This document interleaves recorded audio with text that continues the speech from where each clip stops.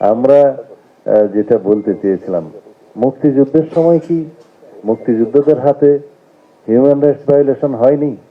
হয়েছে, কিন্তু everything is fair, কি যেন, হ্যাঁ না, আগে বলতো লাভ ওয়ার, আর এখন আমরা বলি পলিটিক্স।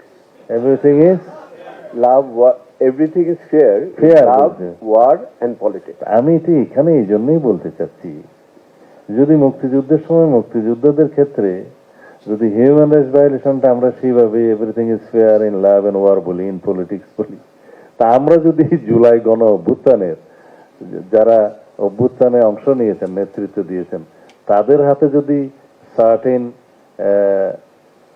কিছু কিছু যারা আমাদের উপরে মানে স্টেট অর্গান, স্টেট অপারেটর যারা আমাদের উপরে হিউম্যান রাইটস ভায়োলেশন করেছে, ম্যাসাকার করেছে, মাস কিলিং করেছে, যাদের গুলিতে 1400-র বেশি আমরা মানুষ শহীদ হয়েছে, আমাদের ছাত্র জনতা, তাদের বিরুদ্ধে আজকাল কিছু কিছু আওয়াজ হচ্ছে যে তাদের যে মামলা করার কি অধিকার নাই?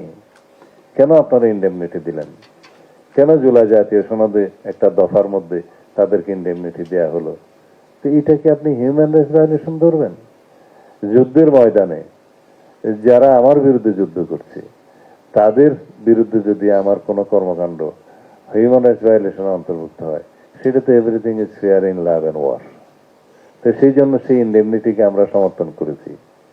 এখন যদি বলা হয় যে তাদেরকে মামলা করতে দিতে হবে, ইত্যাদি দিতে হবে, তাহলে মুক্তিযোদ্ধারা রাজাকারকে হত্যা করার দায়ী এখন মামলা করা যাবে?